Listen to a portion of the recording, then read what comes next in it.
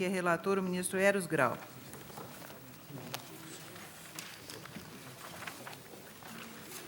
Senhora presidente, trata-se de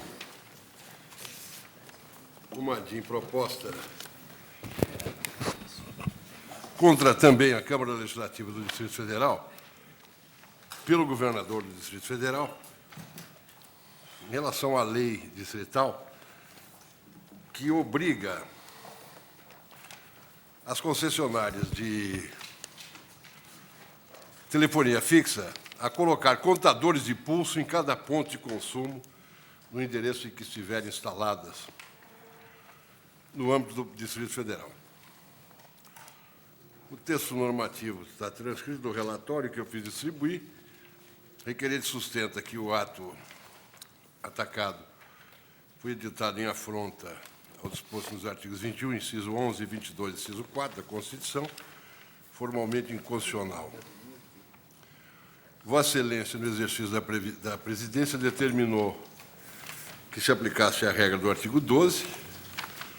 A Câmara Legislativa afirma que a lei cuida da defesa do consumidor. O advogado-geral da União manifesta pela procedência do pedido. O Procurador-Geral da República opina pela declaração de inconstitucionalidade. É um relatório. O voto de Vossa Excelência. É matéria praticamente idêntica de que nós tratamos há alguns minutos, quando apreciamos a DI 3.322. Eu estou adotando aqui os argumentos resumidamente expostos pelo advogado-geral da União, que observa que a instalação de medidores de pulso telefônicos das unidades de consumo evidencia ingerência indevida na organização do serviço de comunicação, artigo 21, combinado com o artigo 22, ambos da Constituição. É exatamente a mesma matéria, nós discutimos largamente. A lei, no meu modo de ver, pretende regular a matéria de competência da União, criando obrigação não prevista nos contratos de concessão de serviço para as concessionárias. Estou mencionando o precedente da ADI 2615, que há pouco foi mencionada pelo ministro Celso de Mello, e estou julgando procedente o pedido para declarar inconstitucional a lei distrital. Julga procedente a ação e declara inconstitucional. Este é o voto do relator. Ministra Carmen Lúcia, como vota Vossa Excelência? Eu acompanho o ministro relator. Queria fazer brevíssimas observações, senhora presidente. A matéria posta na ação é análoga, como o ministro relator acaba de dizer, a que se tem na ação direta de inconstitucionalidade, sobre a qual esse tribunal acabou de se manifestar. Entretanto, naquela primeira se cuidava ainda de exame de pedido de medida cautelar, não do exame de mérito da ação, que é o que nessa se dá. A Câmara Distrital, nas suas informações, argumentava sempre que a inconstitucionalidade, se tivesse, teria sido indireta, pois haveria afronta não à Constituição, mas ao artigo 29, inciso 1 da Lei 89/87 de 95, que é o artigo 1º caput da Lei 94/72 de 97, que trata no âmbito federal da matéria concessão de serviços públicos federais, entre os quais o de telecomunicações. Daí porque, segundo a Câmara, para a Câmara não poderia incidir o controle abstrato na forma posta na presente ação, devendo a conclusão deste tribunal pelo acolhimento da presunção de constitucionalidade. Eu achei curioso que, embora as leis fossem do mesmo órgão da Câmara Distrital e as petições fossem muito parecidas, os argumentos trazidos nas informações são muito diferentes. Ao contrário do quanto objetado na ação anteriormente conhecida por este tribunal, a Câmara Distrital, nesse caso, nem enfatizou o debate sobre a natureza da competência no exercício da qual se teria levado a efeito o ato legislativo questionado. A competência para atuar quanto aos direitos dos usuários decorrentes ou havidos em virtude da prestação de serviços públicos, como antes já disse, devem ser cuidados pelo ente titular de cada um deles, no que concerne às matérias objeto do contrato de concessão, em cujas cláusulas são definidas as obrigações das partes. A fiscalização e o cumprimento do contrato é incluída aquela para o fim de garantir direitos constitucionais, como os do usuário, consumidor e do serviço, não é, portanto, faculdade, mas dever e do ente administrativo competente. Por conta disso, e exatamente dentro do mesmo enfoque que foi dado pelo ministro relator como acaba de votar, eu considero que não seria possível se aceitar que a concessão não tivesse tratamento igual para todos os usuários de um serviço federal e a concessão, de todo jeito, não poderia se completar entre pessoas que não comparecessem formalmente no contrato, como é o caso do Distrito Federal. Por isso, eu acompanho integralmente o voto do eminente relator para declarar inconstitucional a norma distrital. Ministro Lewandowski. Senhor presidente, também acompanho o relator, especialmente salientando que se trata de uma obrigação não prevista no contrato de concessão, portanto, altera a equação econômico-financeira desse contrato. Entendo também que é inconstitucional a norma. Ministro Joaquim Barbosa. Senhor presidente, eu mantenho o posicionamento que externei no caso anterior, pedindo vênia ao eminente relator, eu abro a divergência. Vossa Excelência dá pela procedência parcial também? Sim. Com relação a? Com relação... Não. Eu julgo constitucional. Então julga, Sem plus. julga improcedente. Procedente. Sem detalhe. Procedente é o voto do relator. O eminente ministro Joaquim Barbosa julga improcedente, é isso? Ou Vossa Excelência dava pela procedência? Vossa Excelência dá pela procedência, não é isso, ministro Edson? Procedência. Procedência. E o ministro Joaquim dá pela improcedência. Declarando inconstitucional. Ministro Carlos Brito. Presidente, data vênia, eu vou julgar improcedente a ação direta. Improcedente. Certo. Ministro César Peluso. Data vênia, eu julgo procedentes. Procedente. Ministro Gilmar. É procedente. Ministro Marco Aurélio. Presidente, há pouco o tribunal suspendeu a eficácia de lei do Distrito Federal que previa o lançamento nas contas de dados, objetivando possibilitar ao destinatário do serviço conferir o que é cobrado presente esse mesmo serviço. Aqui nós temos um dispositivo que também está voltado à proteção do consumidor e que guarda sintonia com o que já se verifica quanto a dois outros serviços públicos, de água e de luz, né? Eu peço vênia ao relator para julgar improcedente o pedido formulado na inicial da DIN, declarando a constitucionalidade, portanto, da lei local e reportando-me, farei transcrever as razões expendidas no caso imediatamente anterior. Ministro Celso de Mello. Senhora presidente, peço vênia para julgar procedente a ação direta. Ministro Sepúlveda Pertence. Senhora presidente, nós temos o voto proferido há pouco na ADINC 3322, julgo procedente, acompanhando o eminente relator. Também eu me ponho de acordo com o relator, pedindo vênia aos colegas que divergem, e proclamo o resultado. O tribunal, por maioria, julgou procedente a ação direta de inconstitucionalidade, nos termos do voto do relator, vencidos os ministros Joaquim Barbosa, Carlos Brito e Marco Aurélio, que a julgavam improcedente. Chama a julgamento, sendo relator o ministro Gilmar Mendes, a ação direta de inconstitucionalidade 1646 de Pernambuco. É requerente a Confederação Nacional do Comércio e requerido o governador e a Assembleia Legislativa do Estado de Pernambuco. Senhora presidente, o parecer da Procuradoria da Lavra do professor Geraldo Brindeiro assim relata a controvérsia. Trata-se de ação direta ajuizada pela Confederação Nacional de Comércio em face da Lei 11.446 do Estado de Pernambuco, que dispõe sobre o cumprimento de normas obrigacionais no atendimento médico hospitalar dos usuários por pessoas físicas ou jurídicas que pratiquem a prestação de serviço onerosa e determina providências pertinentes. Tem o texto da lei, que diz o seguinte: as empresas estabelecidas no Estado que exerçam direta ou indiretamente a atividade de prestação de serviços médicos hospitalares são obrigadas a atender e a prestar assistência aos seus usuários sem quaisquer restrições a enfermidades mencionadas no Código Internacional de Doenças editada pela Organização Nacional de Saúde, imposta em contrato. As disposições desta lei se aplicam às empresas exploradoras do seguro-saúde, empresas de medicina de grupo, cooperativas de trabalho médico ou outras similares que atuem na prestação de assistência médica hospitalar de forma direta ou indireta. Serão ressarcidos pelas operadoras de planos e seguros privados de assistência à saúde os serviços de atendimento à saúde prestados a seus beneficiários ou segurados em instituições públicas ou privadas integrantes do Sistema Único de Saúde, nos limites do contrato entre as partes, nos valores praticados pelo Plano de Saúde e na forma do regulamento estabelecido pelo Ministério da Saúde. A Secretaria de Saúde do Estado estabelecerá normas visando ao controle da atividade das empresas de que trata esta lei, etc. Sustenta a requerente, em síntese, que a norma infraconstitucional impugnada contraria o disposto no artigo 22, 1 e 7, no artigo 5º, incisos 36 e 54, e no artigo 192, todos da Constituição.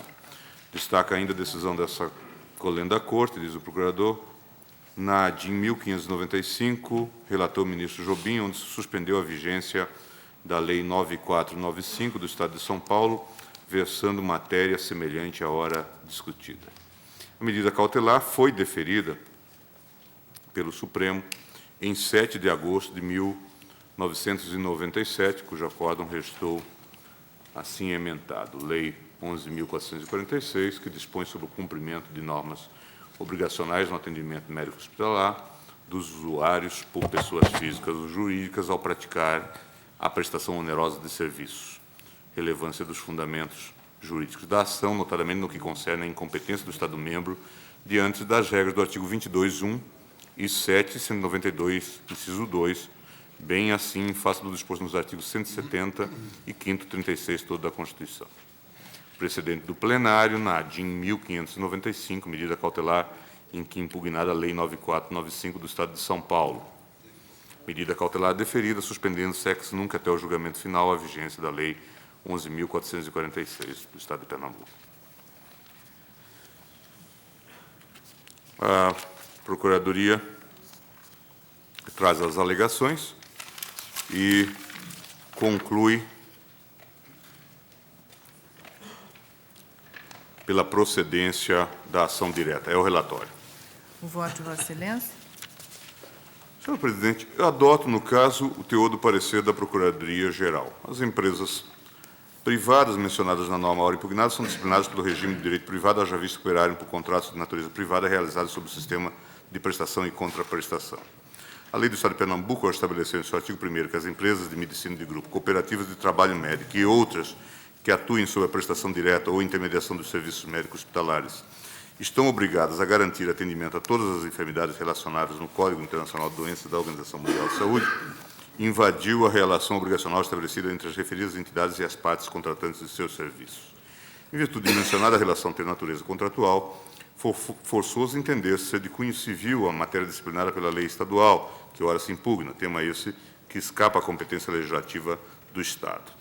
De fato, ante previsão constitucional de competência privativa da União para legislar sobre direito civil, presente está o vício de iniciativa da norma questionada ante a usurpação pelo Estado de Pernambuco da competência da União. A título de informação, cumpre ressaltar que a Lei Federal 9656, que dispõe sobre os planos de seguros privados de assistência à saúde, em seu artigo 10, assim estabeleceu. É instituído o Plano de Referência de Assistência à Saúde com cobertura assistencial médico ambulatorial e hospitalar, compreendendo partes de tratamentos realizados exclusivamente no Brasil, com padrão de enfermaria, centro de terapia, etc. E tem uma disciplina toda própria sobre este assunto na Lei 9.656, de 98, Lei Federal. Ademais, diz a Procuradoria, válido ressaltar posicionamento adotado por esse excelso pretório quando o julgamento da ADIM 1595, tendo como relator o eminente ministro Nelson Jobim. Constitucional, lei estadual que estabelece a universalidade da cobertura por empresas privadas nos contratos de seguro-saúde, competência da União para legislar sobre direito civil e comercial, impossibilidade em face do negócio jurídico sinalagmático, liminar deferida. Assim sendo, diz a Procuradoria, pode-se concluir que não há, num exame mais acurado e de cognição exauriente, razão para se modificar o entendimento esposado pelo Supremo quando do julgamento da medida cautelar. Não tenho reparos a fazer, digo eu, quanto às razões expostas no parecer do Ministério Público, da lavra do seu eminente ex-procurador-geral, doutor Geraldo Brindeiro. Há, no caso, a meu ver, vício formal e evidente ao estabelecer a lei estadual impugnada, disciplina que invade a competência privativa da União para legislar sobre direito civil, comercial e sobre política de seguros nos termos do artigo 22, incisos 1 e 6 da Constituição. A meu ver, aplica-se ao caso referido precedente da relatoria do ministro Nelson Jobim.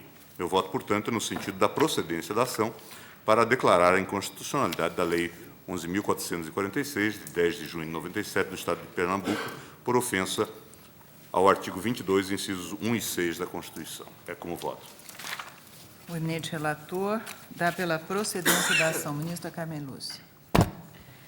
Senhora presidente, eu lamento enormemente ter de votar considerando a questão da competência como prevalente. Eu acho que quando a questão da saúde vira uma questão de comércio e, portanto, de direito civil, e não de dignidade do direito à vida e, principalmente, do direito à saúde que é posto, eu acho que estamos, pelo menos, nos direcionando para uma sociedade em que realmente todas as relações se reduzem a isso, a quem pode ter e não a quem pode ser. Mas eu não tenho como realmente voltar a uma situação, ou a uma digressão que já foi feita por este tribunal quando do julgamento da cautelar, até porque, como nós acabamos de ver num outro caso também, a questão se refere basicamente à questão de competência constitucional, que é fixado para estabelecer obrigações para empresas que são constituídas nos moldes do direito privado. Portanto, eu acompanho o relator muito penalizada. Ministro Ricardo Lewandowski. Senhora presidente, eu também, como eminente relator, entrevejo ofensa ao artigo 22, inciso 1º, inciso 7º, e ao artigo 170 da Constituição, que protege a iniciativa privada e, portanto, julgo procedente a ação nos exatos termos do voto proferido pelo nobre relator. Ministro Eros Grau. Senhora presidente, eu vou acompanhar o relator. Gostaria apenas, com a vênia do ministro Lewandowski, fazer uma observação. Quer dizer, não vou acompanhar nenhuma referência ao artigo 170, mesmo porque eu tenho plena e absoluta convicção que aí não se trata de matéria de iniciativa do setor privado. Saúde é serviço público que pode ser prestado independentemente de concessão, porque a Constituição autoriza, né, a não incidência aí do disposto no artigo 175. Mas, a contragosto também, aqui, já que essa é uma federação, prevalece o princípio federativo e a distribuição de competência. Vossa Excelência, me permite uma parte? Eu concordo, em tese, com os argumentos de Vossa Excelência. Eu apenas observei que entrevejo uma ofensa ao artigo 70, porque quando se impõe a universalidade da cobertura de saúde para as empresas privadas, está se impondo um ônus às empresas privadas e, evidentemente, isso obstaculiza o livre desempenho, o livre desenvolvimento da iniciativa privada, tá certo? Impõe um ônus sem uma contrapartida, sem uma contraprestação por parte do Estado. Eu só fiz a observação para ser coerente com afirmações que eu venho reiteradamente fazendo, no sentido de que educação e saúde são serviços públicos. Só por isso, só para não... Pois não. Ministro Joaquim Barbosa, com voto, Vossa Excelência. Ministro Carlos Brito. Senhora presidente, eu vou dar pela procedência, mas exclusivamente por ofensa ao artigo 22, inciso 7º da Constituição, Política de Seguros. Mas, para não perder a oportunidade do debate sobre um tema que eu tenho como relevante, ainda que brevemente o faço, eu digo que serviço de saúde não é serviço público.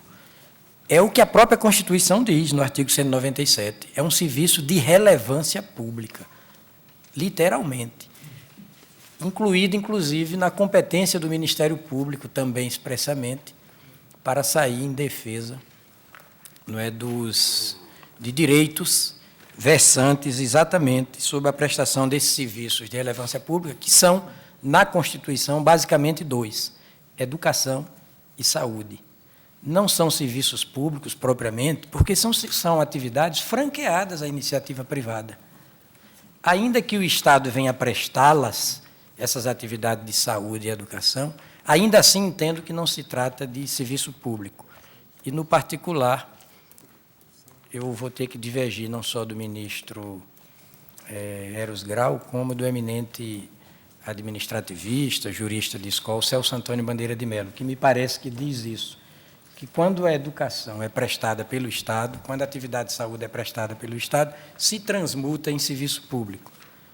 Eu discordo, entendo que a própria Constituição qualifica as expressas essas atividades como de relevância pública. Uma coisa é serviço público propriamente dito, outra coisa é uma atividade de relevância pública, como são, me parece, as ações e os serviços de saúde. Apenas isso. Um segundo de observação, só para deixar também essa posição. Eu não posso imaginar algo que seja e não seja uma determinada coisa.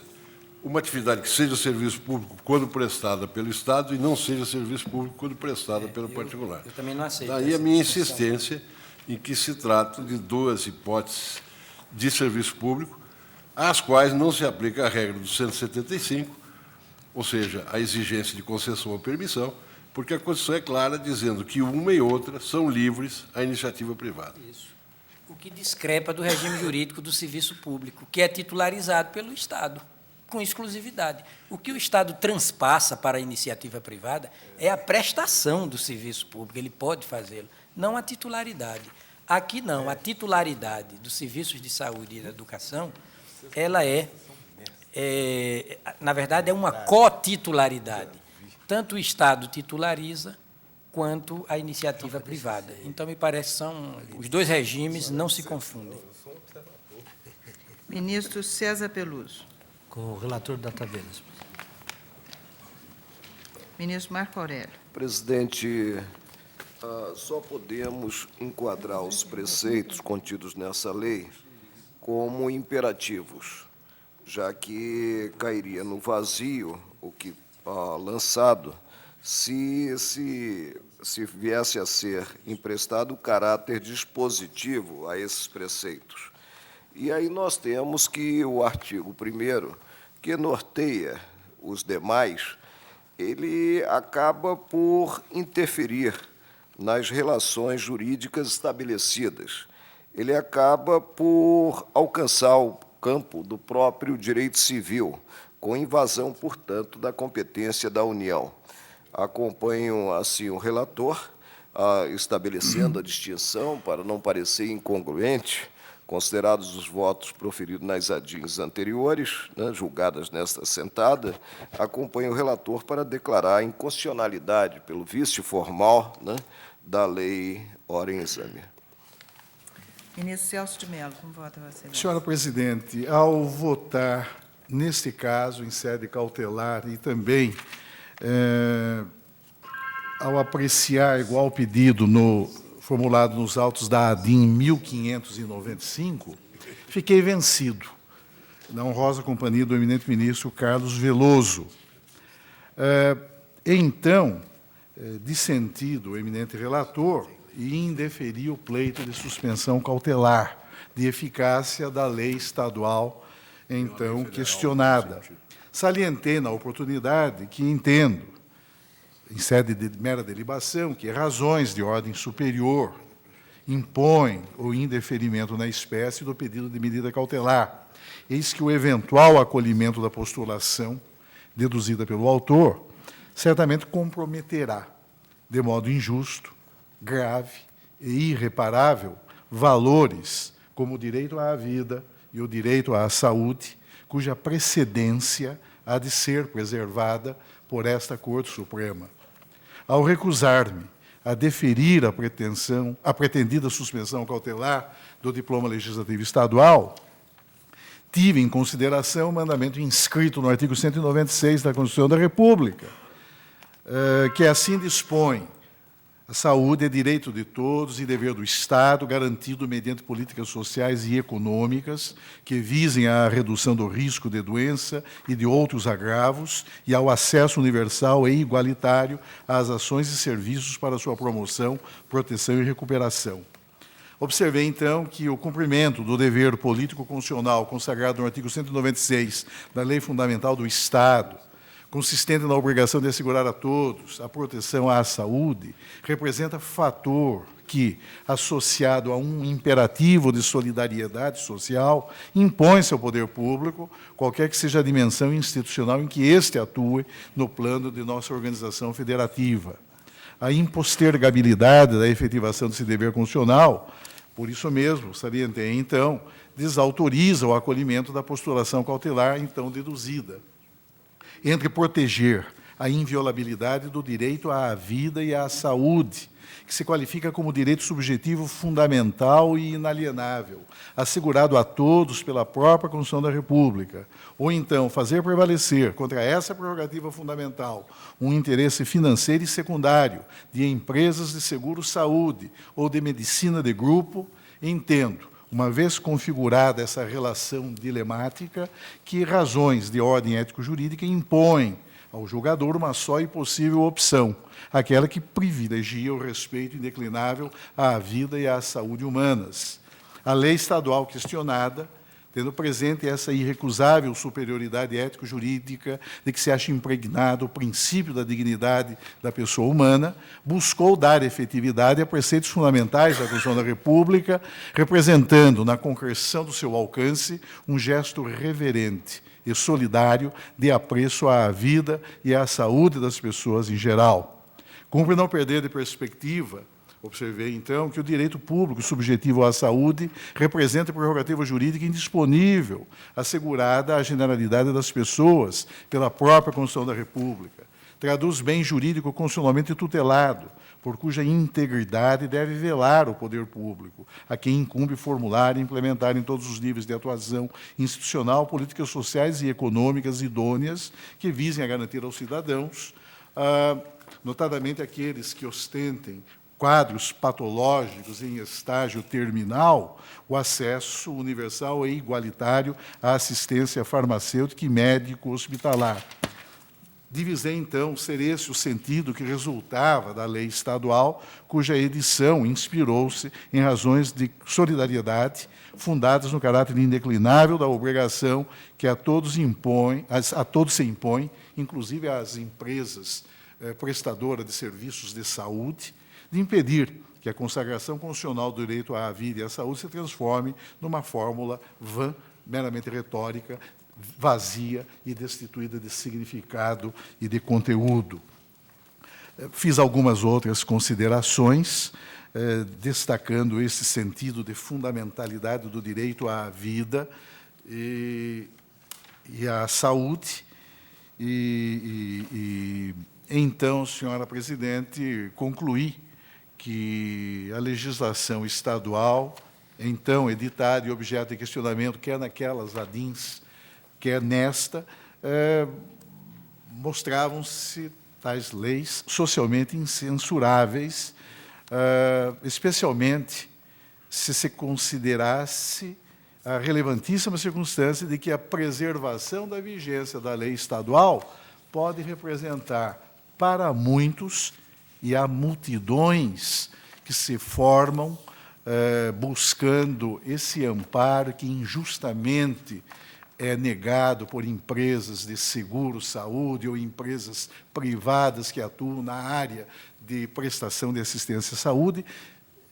A preservação dessa lei estadual pode representar para muitos a dramática diferença entre a vida e a morte. Compreendo que há aqui razões jurídicas e de ordem constitucional que são insuperáveis, notadamente aquela que se acha inscrita no artigo 22, inciso 7º. No entanto, senhora presidente, respeitosamente, peço permissão à Corte para manter esse entendimento e, em consequência, divergindo, julgar improcedente essa ação direta. Pois não. Senhora presidente, eu me impressiono que a ADI 1595, iniciado o julgamento, se julgou prejudicada pela superveniência da Lei Federal 9.646. Eu não sei se aqui também. Parece-me que a Não me confederação recordo. autora desta ação encaminhou um pedido, pelo menos... Sim, mas julgar prejudicado, depois de ter se dado a liminar, parecerá um tanto quanto estranho, porque nós vamos ter o retorno da lei. Sim, eu teria que... Me parece que é um pouco a discussão que já colocamos em outro momento aqui, por isso que não me ocorre essa possibilidade. Eu iria até, no aparte do ministro Celso, lembrar que, em parte, essa ideia da proteção standard, da proteção mínima, foi atendida com o advento na Lei Nacional de 98. Daí eu ter transcrito a disposição. Mas não me parece que também devamos julgar prejudicado, sob pena de podermos encetar... A questão de competência, efetivamente, não é elidida pela eventual coincidência material da lei estadual com a lei federal. Ela continua inconstitucional. Continua inconstitucional. E nós confirmamos a liminar, a Isso. eficácia da liminar. E depois, se julgássemos prejudicado, faríamos com que houvesse uma repristinação esdrúxula, não é? Com a possibilidade de gerar controvérsias. Por isso que me parece que a preocupação do ministro Celso, de alguma forma, está atendida com o advento da lei, que é posterior, né, de 98, portanto, posterior à lei que é de 97. Senhora presidente, Pois não. verificando aqui um pouco mais devagar, de detença, que cuidar da assistência pública e cuidar da saúde, isso é atividade incerta, não apenas na competência material dos estados, do Distrito Federal e dos municípios, como matéria também embutida na própria competência legislativa concorrente dos estados e do Distrito Federal, inciso 12 do artigo 24, eu vou acompanhar o voto do eminente ministro Celso de Mello com as devidas vênias do relator. Eu ajusto meu voto. Ministro Sepúlveda pertence. Senhora presidente, quanto à discussão fascinante sobre se saúde é ou não serviço público, eu não fui convidado para esse Congresso de Direito Administrativo. Basta-me que a matéria seja, evidentemente, de direito civil, especificamente de direito securitário. Eu acompanho o voto do eminente relator. Também eu acompanho o relator e proclamo o resultado. O tribunal, por maioria, nos termos do voto do relator, julgou procedente a ação direta de inconstitucionalidade. Vencidos os ministros Carlos Brito e Celso de Mello, que a julgavam improcedente.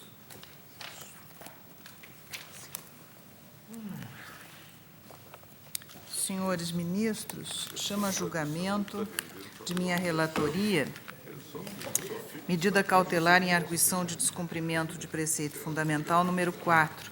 É arguente o Partido Democrático Trabalhista, PDT, e arguído o Presidente da República.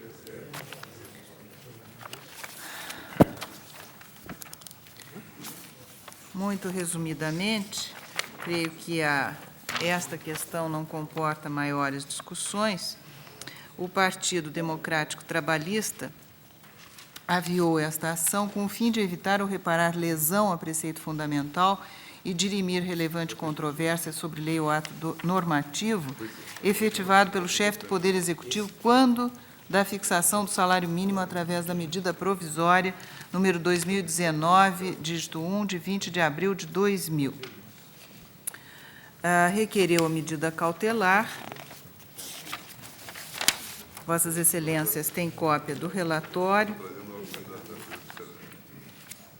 Na sessão de 17 de 4 de 2002, após ter rejeitado a preliminar de precedência da questão da regularização da procuração, o plenário que houve essa discussão na sessão de 28 de 6 de 2000, o plenário concluiu pela admissibilidade da arguição vencidos neste ponto os senhores ministros Otávio Galotti, que era então o relator, Nelson Jobim, Maurício Correia, Sidney Sanches e Moreira Alves.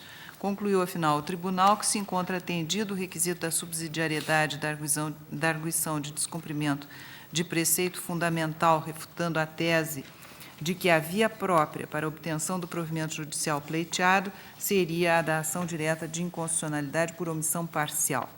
Os autos me foram redistribuídos por sucessão E a essas alturas, senhores ministros, eu passo direto ao voto, encontrando obstáculo intransponível para prosseguir no julgamento, observando que o feito versa sobre uma medida provisória, estabeleceu ela valores do salário mínimo a vigorar a partir de 3 de abril do ano de 2000. Portanto, eu considero prejudicada a presente arguição ante a perda do seu objeto. Pelo fato da conversão da medida provisória em lei. Não, é porque já houve inúmeras outras Sim, é verdade. Atos legislativos que estabeleceram o salário mínimo depois desse de 2000. Ainda que os fundamentos desta arguição, de certa maneira, subsistam, porque a questão básica que se discute neste processo é exatamente saber se os valores expressos nas diversas e sucessivas medidas provisórias convertidas em leis, se cumprem ou não o mandamento constitucional inscrito no inciso 4º do artigo 7º da Constituição. Isso se não é? nós quiséssemos discutir o valor de salário mínimo indefinidamente, se ele corresponde ou não ao Sim. mandamento constitucional. No entanto, ministro Celso, eu recordo, por isso eu fiz questão de ler, o pedido é explícito com relação à medida provisória número tal de 20 de abril de 2000, que fixou aquele salário mínimo. É por Sim. isso que eu considero prejudicada e pela perda do objeto da ação. Há divergência? O tribunal, por unanimidade, julgou a ação prejudicada nos termos do voto da relatora.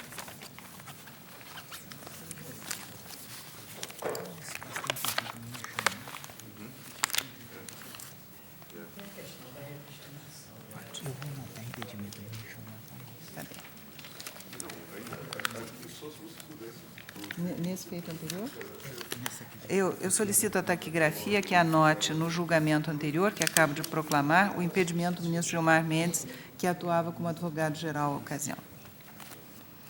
Chama a julgamento o agravo regimental na ação direta de inconstitucionalidade, número 3.606, de que é relator o ministro Gilmar Mendes, agravante a Associação Brasileira de Eleitores e agravado o presidente da República, também o Congresso Nacional.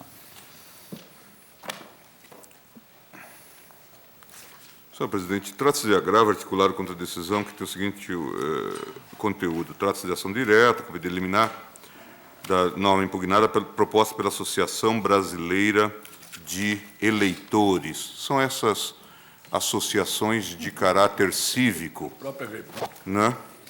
E se o tribunal dispensar, e eu então invoquei a jurisprudência do tribunal, dizendo que essas entidades não preenchem os requisitos, né, estabelecidos como entidades de classe de âmbito nacional. Embora nós saibamos que seja uma conformação ampla e que seja um conceito jurídico indeterminado, mas pelo menos eu acredito que aqui há consenso no tribunal quanto à não classificação dessas entidades de defesa, por mais relevantes que elas sejam, de interesses gerais, eminentemente cívicos, como entidades de classe de âmbito nacional. E, então, daí ter vindo o agravo, e eu estou reiterando decisões já manifestadas pela Corte, no mesmo sentido, a DIN 386, relator ministro Sidney Sanches, 79, questão de ordem, 108, ministro Celso de Mello, 912, ministro Nery da Silveira, também a DIN 2482, ministro Moreira Alves, e estou negando provimento ao agravo. O relator nega provimento à divergência. Proclama o resultado. O tribunal, à unanimidade, negou o provimento ao agravo nos termos do voto do relator. Chama a julgamento o agravo regimental na ação direta de inconstitucionalidade 2.864, relator ministro Marco Aurélio. Agravante é a Associação dos Notários e Registradores do Brasil, a NOREG, e agravados o governador e a Assembleia Legislativa do Estado do Pará. Neste caso, houve uma mudança substancial da norma atacada mediante a peça inicial. Articula a associação, apontando que, em tratar-se de manobra utilizada pelo Estado para ludibriar à Suprema Corte, né? Mas o certo é que veio à baila um diploma implicando a modificação da lei atacada inicialmente na DIN. Neguei seguimento ao pedido ante a jurisprudência da Corte e já agora preconizo o desprovimento do agravo. O eminente relator nega provimento à divergência. Proclamo o resultado. O tribunal, à unanimidade, negou o provimento ao agravo nos termos do voto do relator. Embargos de declaração na ação direta de inconstitucionalidade 2.982. Relator, o ministro Gilmar Mendes. Embargante ao governador do Estado do Ceará. E embargados o Procurador-Geral da República e a Assembleia Legislativa do Estado do Ceará. Senhor presidente, esta Corte, ao julgar a DIN 2982, prolator, acórdão assim emendado. Ação direta em face dos artigos 5º, 22, 25, parágrafo único e 28, todos da Lei número 12.381, de 9 de dezembro de 94, do Estado do Ceará, que destina um percentual da arrecadação da taxa judiciária, emolumentos e custas à Associação Cearense dos Magistrados, à Associação Cearense do Ministério Público e à Caixa de Assistência dos Advogados. Alegada ofensa ao artigo 145.2 da Constituição, impossibilidade de destinação do produto de arrecadação ou de partes deste a instituições privadas, matéria pacificada na jurisprudência do Supremo e vários precedentes. Posteriormente, em questão de ordem, na ação direta de inconstitucionalidade, decidiu-se extensão da declaração de inconstitucionalidade a dispositivos não impugnados expressamente na inicial. Inconstitucionalidade por arrastamento, explicitação no sentido de que a declaração de inconstitucionalidade alcança os seguintes dispositivos, e aí se fez referência a esses dispositivos. Contra essa decisão, o governador do Estado opôs embargos de declaração, alegando, em suma, a nulidade do acórdão em face da violação do devido processo legal e a ausência do contraditório, por entender essencial na espécie a solicitação de informações ao Tribunal de Justiça do Estado do Ceará, eis que a Lei 12.381, que instituiu o regimento de custo do Estado, foi de sua iniciativa. Sustenta ainda a falha na petição inicial, por esta não ter impugnado todos os dispositivos, matéria que já restou superada na decisão da questão de ordem no plenário. Fala que não se poderia ditar a petição inicial, seja pelo requerente, hipótese em que seria intempestivo, seja por iniciativa do advogado-geral da União. Requer sejam os presentes embargos de declaração acolhidos para que se decrete a nulidade da decisão embargada. E esse é o relatório. O voto, Vossa Excelência.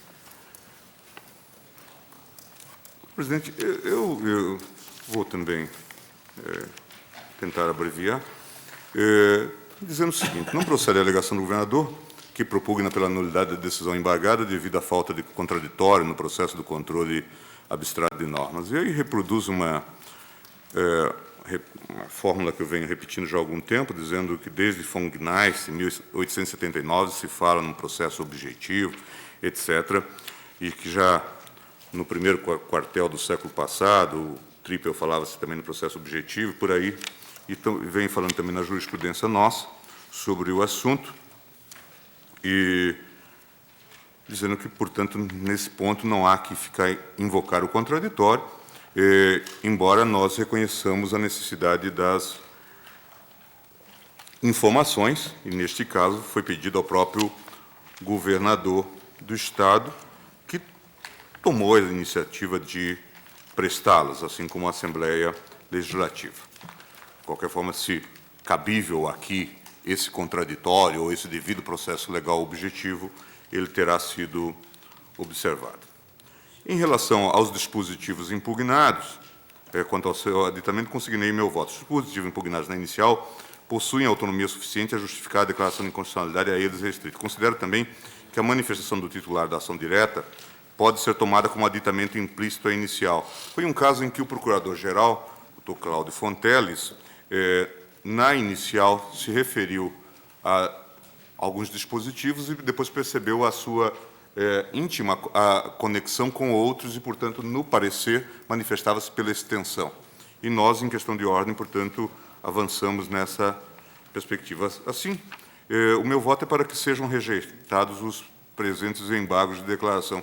E já começa a perceber, senhora presidente, que talvez nós tenhamos que introduzir no processo objetivo é algo que já é utilizado nos processos subjetivos em relação aos embargos de declaração, que são os embargos de caráter protelatório e alguma coisa ligada às sanções necessárias, porque... Pois não. O eminente relator rejeita os embargos nos termos do seu voto. Há divergências? Proclamo o resultado. O tribunal, à unanimidade, rejeitou os embargos nos termos do voto do relator. Senhores ministros, chamo a julgamento o agravo regimental na suspensão de tutela antecipada, número 56, na relatoria da presidência. Agravante ao município de Manaus, agravado município de Coari. É o seguinte o relatório. Agravo regimental com pedido de reconsideração interposto pelo município de Manaus da decisão que indeferiu o pedido de suspensão de sentença prolatada em ação de obrigação de fazer com pedido de tutela antecipada, na qual se discute a forma de apuração do cálculo do valor adicionado do ICMS pertencente aos municípios. O agravante sustenta em síntese que o fundamento da ação combinatória é de ordem constitucional, visto que a discussão envolve matéria relacionada à repartição da receita tributária do ICMS, constante do artigo 158.4 da Constituição, por medida de economia processual, no caso, pede ele, no caso de ser mantida a decisão ora gravada, os presentes autos deveriam ser imediatamente remetidos ao Superior de Justiça, conforme se decidiu na SS 2531. Ademais, quanto ao mérito do pedido de suspensão da liminar, alega a existência de manifesto interesse público, tendo em vista caber exclusivamente ao Estado do Amazonas a repartição das receitas tributárias, assegurando aos municípios tratamento equânime, e ainda a ocorrência de grave lesão à ordem e economia públicas, posto que, ao alterar unicamente o índice de repartição tributária do ICMS referente ao município de Coari, ocorre uma diminuição ilegal do repasse da receita ao município de Manaus, ora agravante, sendo ainda certa a existência de trânsito em julgado na suspensão de liminar 2005/74, cuja decisão, portanto, não poderia ser reformada pelo plenário do Tribunal de Justiça do Estado do Amazonas por força de agravo deduzido em reclamação. A Procuradoria-Geral opina pelo não provimento deste agravo regimental. O voto, senhores ministros, eu creio que pode esclarecer. É a seguinte a decisão atacada da lavra do ministro Nelson Jobim. Fundamento da causa. O fundamento da causa é infraconstitucional, demonstro. Trata de apuração do índice do valor adicionado do ICMS pertencente aos municípios. No caso, há conflito de interesses entre dois entes públicos. De um lado, o município autor entende que o valor correto é o índice da UFAM, elaborado em estudo técnico que levou em consideração a receita decorrente da extração de petróleo cru e gás natural extraídos no território do município. De outro lado, o município requerente alega não ter tido acesso ao referido estudo que serviu de base para o cumprimento da antecipação da tutela. A Lei Complementar 63/90 dispõe que o Estado apurará a relação percentual entre o valor adicionado em cada município e valor total do Estado, devendo este índice ser aplicado para entrega das parcelas dos municípios a partir do primeiro dia do ano imediatamente seguinte ao da apuração. Diz ainda a lei que os prefeitos municipais, as associações de municípios e seus representantes terão livre acesso às informações e documentos utilizados pelos Estados no cálculo do valor adicionado, sendo vedado a estes omitir quaisquer dados ou critérios ou dificultar ou impedir aqueles no acompanhamento dos cálculos. Quando houver correções por determinação judicial, os índices deverão ser publicados até o dia 15 do mês seguinte ao da data do ato que as determinar. No caso em exame, diz ainda o ministro Jobim, foi a UFAM que apurou a relação percentual através de estudo técnico encomendado pelo município autor. A conclusão do estudo foi, aspas, o percentual de participação devido no produto da arrecadação de ICMS para Coari, para o exercício de 2005, tomando como base os anos de 2002 e 2003, é da ordem de 6,894699%. Todavia, o índice que vem sendo utilizado é de apenas 2,555243%. O juiz, ao substituir o Estado na apuração do índice do valor adicionado, sem a manifestação dos municípios interessados, gerou esta consequência: majoração do índice do município autor e redução do índice apenas do município requerente. Tanto o fundamento da causa é infraconstitucional que o próprio requerente nenhuma ofensa à Constituição alegou em sua apelação, apenas arguiu questões processuais tais como nulidade do processo por ausência de citação de litisconsorte passivo necessário, nulidade da sentença por julgamento extrapetita e impossibilidade de ratificação da liminar concedida e da determinação de imediato cumprimento da decisão. E, por fim, decidiu o ministro Jobim, em razão do exposto, indefiro o pedido. Fecho aspas. Conforme se vê, as questões deduzidas no recurso de apelação do ora agravante são de índole infraconstitucional. Isso ficou muito bem demonstrado na própria estrutura e divisão dos argumentos contidos na petição do mencionado recurso, vale dizer, nulidade do processo por ausência de citação, nulidade da sentença incongruente, em face do julgamento extrapetita e impossibilidade de ratificação da liminar concedida e da determinação de imediato cumprimento da decisão. O fato de a causa de pedir envolver matéria constitucional, consoante consta da petição inicial do município de Coari e da sentença, é aqui desimportante, porquanto, repita-se, a matéria posta ao exame do Tribunal de Justiça, nos termos do artigo 515 do Código de Processo Civil, é de índole infraconstitucional, o que não enseja a competência da presidência do Supremo Tribunal para apreciar o presente pedido de suspensão de sentença. Assevere-se que o recurso de apelação do Estado do Amazonas se limita a impugnar a verba honorária.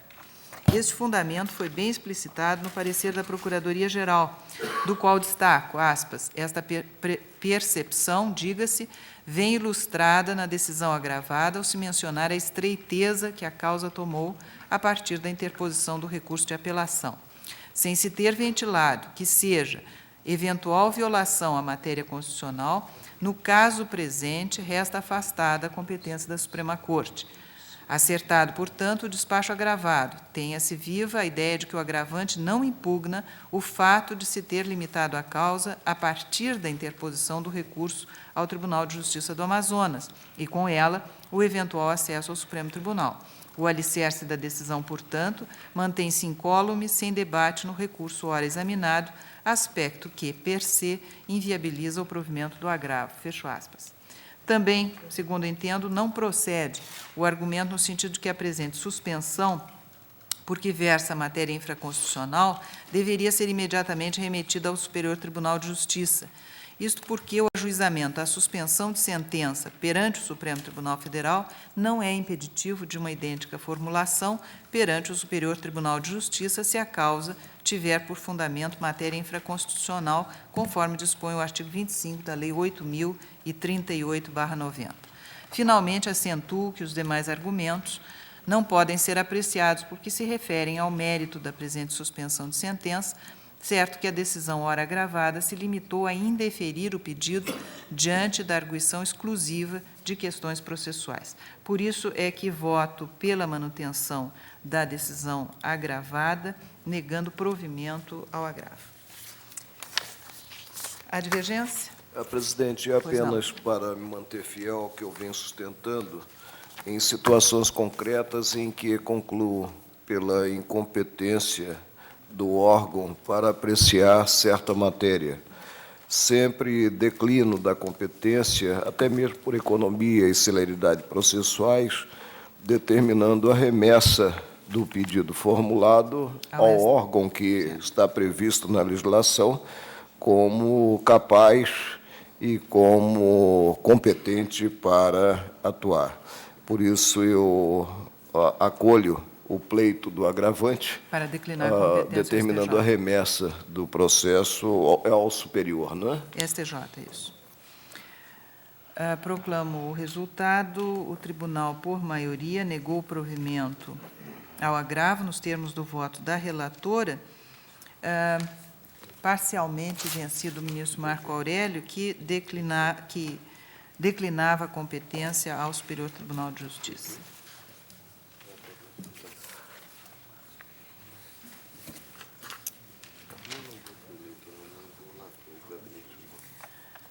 Agravo regimental no mandado de segurança número 25.979, ministro Sepúlveda, pertence. Agravante é Maria Aparecida Caetano, agravado o presidente da República. Senhora Presidente, assim resumi e decidi a impetração. Cuida-se mandato de segurança com pedido liminar, impetrado contra ato do Presidente da República, substanciado na escolha de candidato para assumir o cargo de juiz do do Tribunal Regional do Trabalho da 12ª Região Santa Catarina. Aduzo a impetrante, juíza trabalhista, que o TRT da 12ª, ao editar resolução com o objetivo de atender às determinações do Conselho Nacional de Justiça sobre estabelecimento de critérios objetivos para a aferição do merecimento, resolução 7 de 2006, praticamente repetiu os ditames do ato normativo editado pelo CNJ.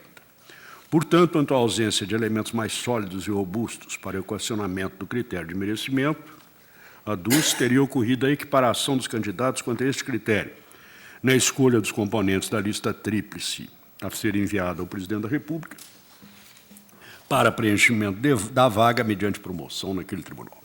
Sustenta, então, a necessidade de aplicação do critério de antiguidade, pelo qual afirma impetrante deveria compor a lista do TRT.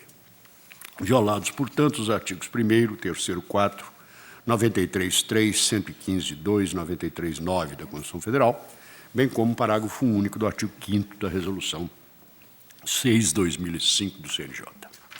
Daí o pedido liminar, caracterizado fumus boni iuris, na iminência de posse do candidato escolhido em solenidade marcada para o próximo dia 22 de maio, para que seja determinada a suspensão dos efeitos da nomeação realizada pelo senhor Presidente da República, evitando-se a iminente posse do magistrado já nomeado, juiz Garibaldi Tadeu Pereira Ferreira. Requer ainda seja requisitada a degravação do processo de votação, a fim de corroborar os argumentos.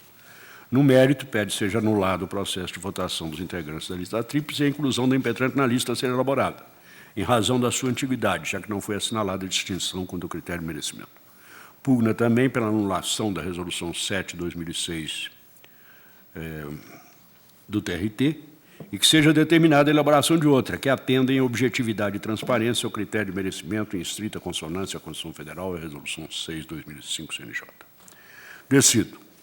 Certo assentou o tribunal que, ao receber indicação do tribunal à lista por ele composta, o Presidente da República tem não apenas o poder, mas o poder-dever de recusá-las se entender viciadas por ilegalidade ou por inconstitucionalidade, donde a sua legitimação para responder como autoridade coatora ao mandado de segurança que impugna a lista de merecimento que se alega organizada com ofensa à Constituição, MS 21.632, de que fui relator. Consta do artigo 4º da Resolução 6.205 do Conselho Nacional de Justiça. No prazo de 120 dias, os tribunais deverão editar atos administrativos disciplinando a valoração objetiva de desempenho, produtividade e presteza no exercício da jurisdição para fim de prefeito de promoção por mérito. A frequência e o aproveitamento em cursos oficiais ou reconhecidos de aperfeiçoamento e especialização que serão considerados para fins de ascensão por mérito com a respectiva gradação. E, até que sejam regulamentados o inciso 1 do parágrafo único do artigo 105 e o inciso 1 do parágrafo 2º do artigo 111-A, ambos da Constituição, os cursos que serão considerados para fins de promoção do merecimento com a respectiva gradação, observados para efeito de participação nesses critérios de isonomia e razoabilidade, respeitados sempre o interesse público. Parágrafo único, no prazo referido no caput, os tribunais deverão enviar ao Conselho Nacional de Justiça cópias dos respectivos atos. Em obediência a esse dispositivo,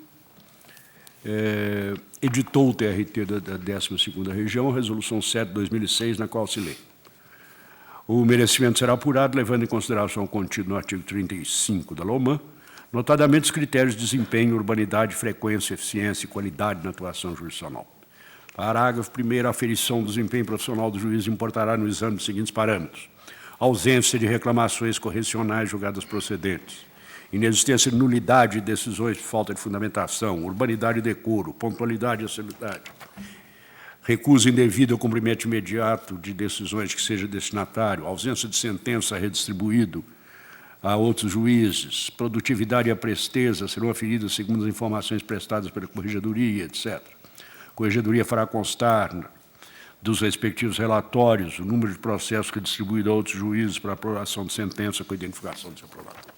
Evidente, portanto, continuei, que não se cuida de mera repetição do ato do CNJ, como afirma a impetrante.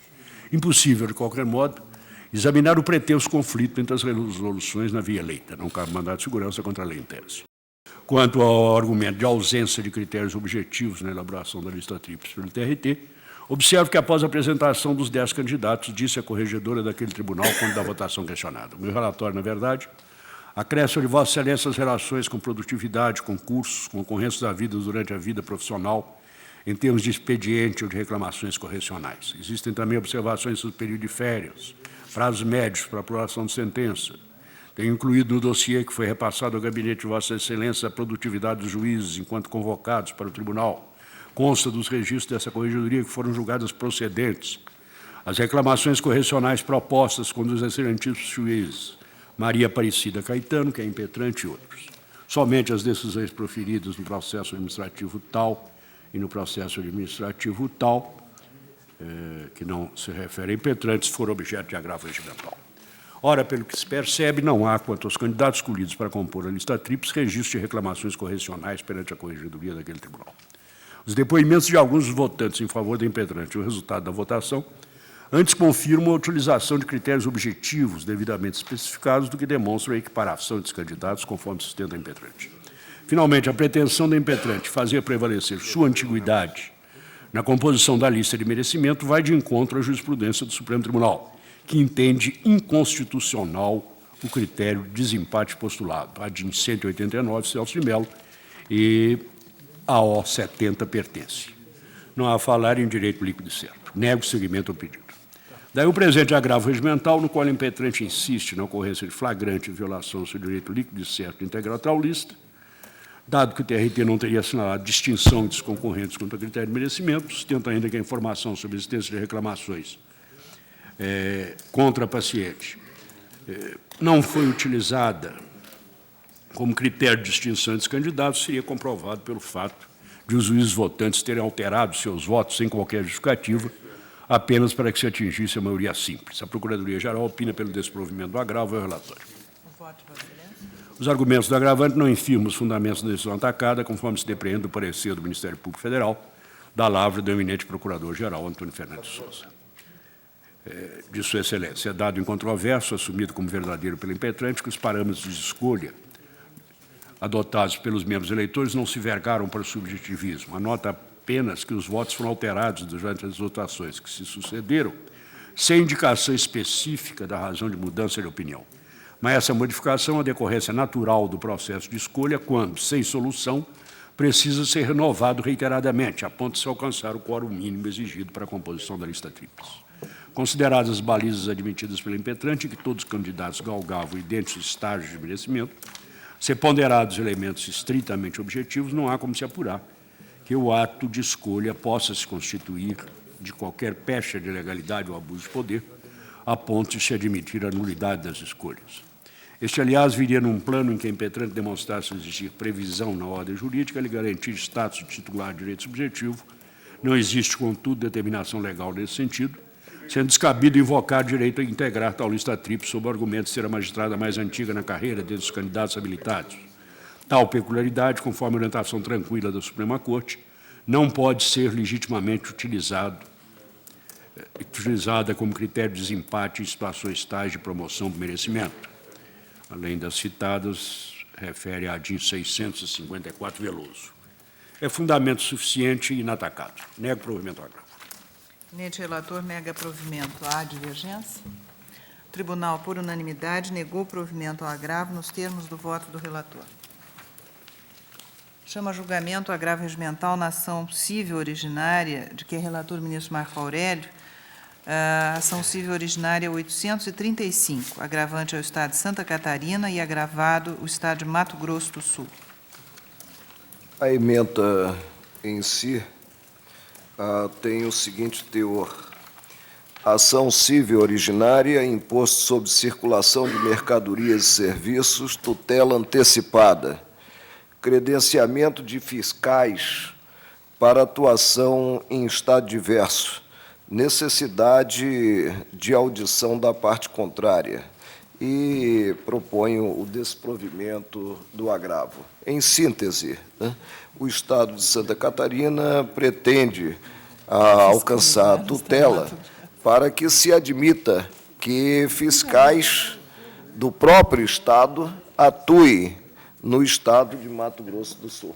Vossa Excelência nega provimento. Há Eu entendi divergência? necessário, pelo menos, ouvir o Estado de Mato Grosso. Pelo menos pedir licença para entrar na casa alheia, não é? Sem divergência, o tribunal nega provimento ao agravo nos termos do voto do relator. Chama a julgamento os embargos de declaração nos embargos de divergência no recurso extraordinário 198.604, de que é relator o ministro César Peluso. Embargantes HSBC, Seguros e outros. Embargada a União. Senhor presidente, os embargos são protelatórios, eu estou aplicando multa. Os embargantes querem rediscutir uma questão, aliás, que até depende de exame de questão de fato inadmissível. No caso, que é uma distinção entre empresas mistas e empresas exclusivamente prestadoras de serviço. Até que absolutamente não tinha nada a ver com os embargos de divergência, não foram versados, não há omissão, não há nenhum vício a ser surpreendido. Eu estou rejeitando embargo, aplicando multa. É aquela questão do fim social, Isso, em exatamente. que se fazia a distinção entre um e outro tipo de empresa. Eu indago Vossa Excelência porque já houve, em ocasiões, decisões equivocadas, em que a natureza jurídica das empresas não foi levada em consideração no momento do julgamento. Seria esse o objeto desses embargos de divergência? Diz exatamente isso, que o mandado de segurança deveria ter sido denegado só para as empresas prestadoras de serviço. Uhum. Por isso os embargos de divergência. Por isso, os embargos de divergências foram opostos exatamente por causa disso.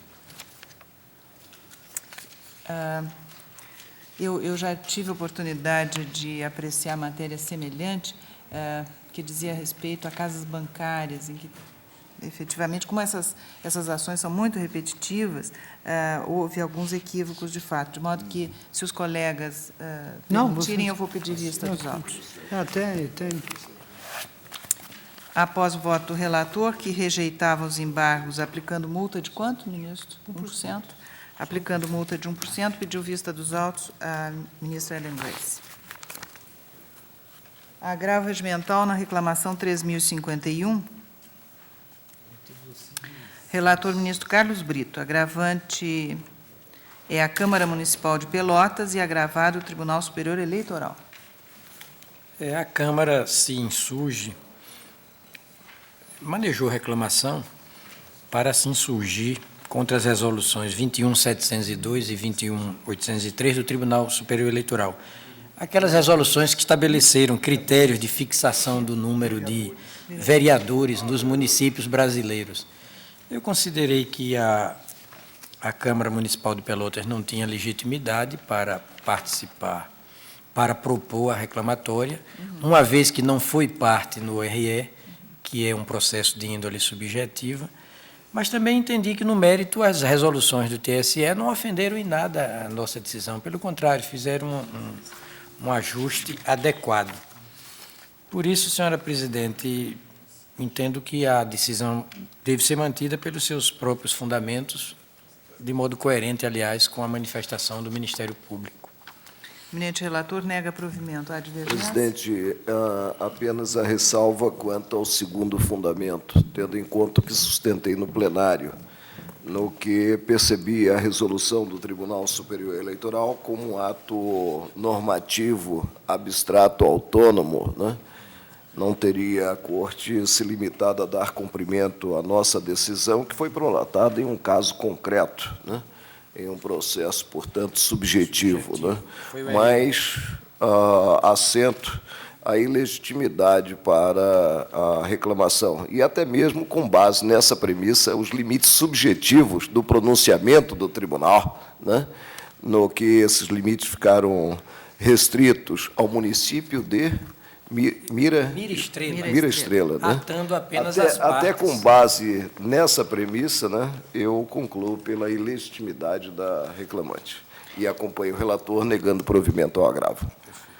Proclamo o resultado. O tribunal por unanimidade, negou o provimento ao agravo nos termos do voto do relator. Ainda o agravo regimental na ação originária 967, relator ministro Eros Grau.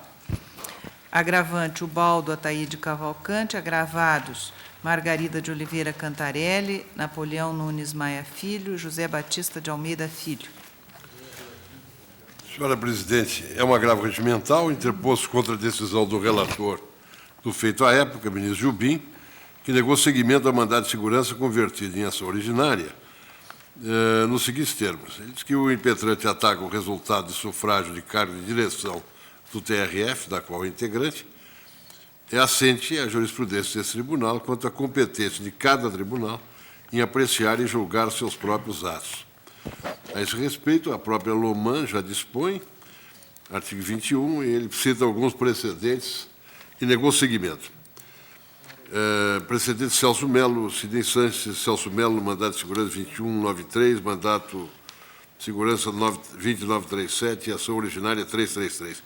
O agravante alega que o relator, ao decidir pela incompetência do tribunal, adentrou, entre aspas, o mérito da questão e negou seguimento ao mandado de segurança como se esse fosse um recurso, o que é de todo inadmissível. É o relatório.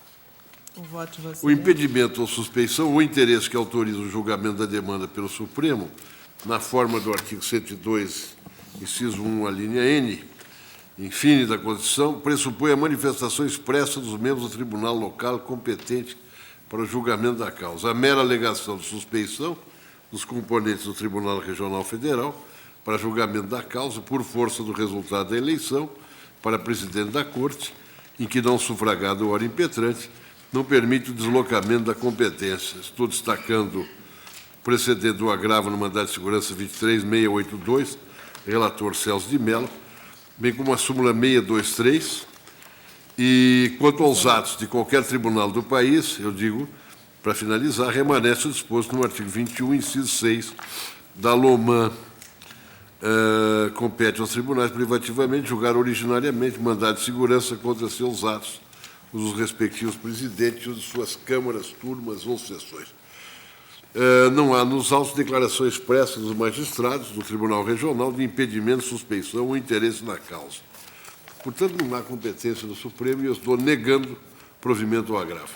Há divergência? Presidente, já sustentei em caso semelhante a ineficácia total da ação mandamental ajuizada no próprio tribunal, em que é eleita a mesa administrativa, para efeito de questionar se essa mesma eleição, considerado o que se contém na Loman, no artigo 102 da Loman.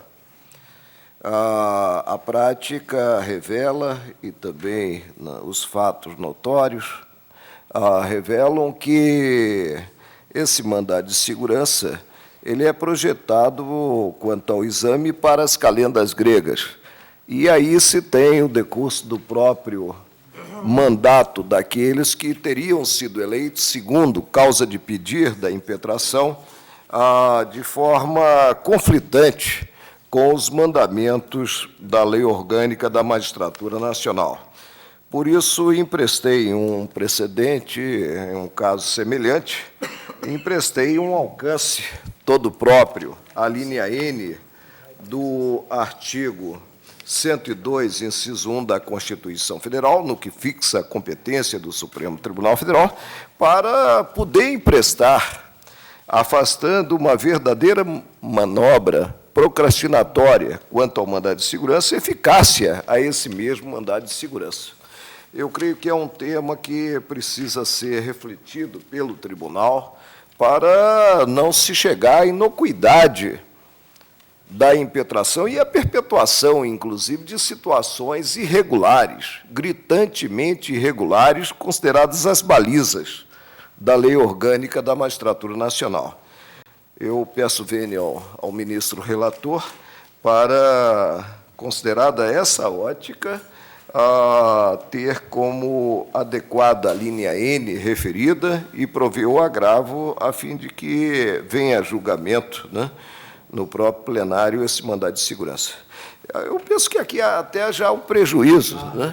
Já. Já o prejuízo, porque... Eu acho que já encerrou esse mandato. Esse o mandato já prejuízo foi do próprio encerrado. agravo, né? Então, eu concluo pelo Considera prejuízo do agravo, porque não foi julgado o mandado de segurança, confirmando tudo que assentei aqui como premissas de meu voto, né? E se cumpriu o mandato que, quem sabe, né, talvez tenha sido outorgado à margem da Loma. Isso é muito sensível.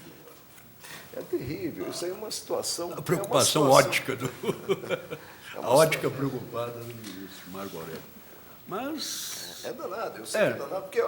Após a emenda constitucional 45, abriu-se uma outra via, que é o Conselho Nacional de Justiça.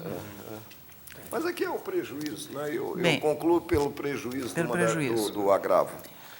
Dispensa E da dessa própria função impetração. corregedora. Ficam os meus vizinhos lá.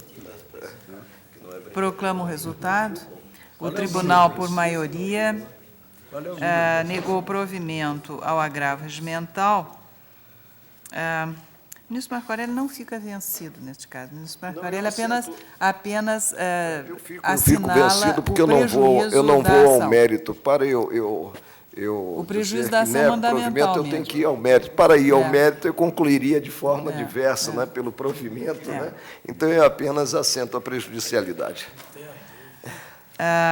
Senhores ministros, o número desse agravo? E vencido Ação nessa parte, originária Excelência, vencido... 967. Apenas para não deixar de votar quanto à matéria de fundo, vencido na preliminar do prejuízo, né, do agravo, do prejuízo da impetração, eu peço vênia ao relator Para dar prover o provimento. agravo. Então, o voto do ministro Marco Aurélio, em preliminar, não conhece julga prejudicado o recurso e, vencido nesta parte, quanto ao mérito, nega provimento ao agravo. Senhores ministros... Eu dou provimento. Ao contrário, dá provimento ao agravo, perdão. O relator é que negava provimento. Senhores ministros, está encerrada a sessão. Antes, porém, eu gostaria de relembrar a todos e confirmar a sessão extraordinária de amanhã, que, relembro, será realizada a partir das 9 horas da manhã. Pontualmente. Está encerrada a sessão. Às 10, meus votos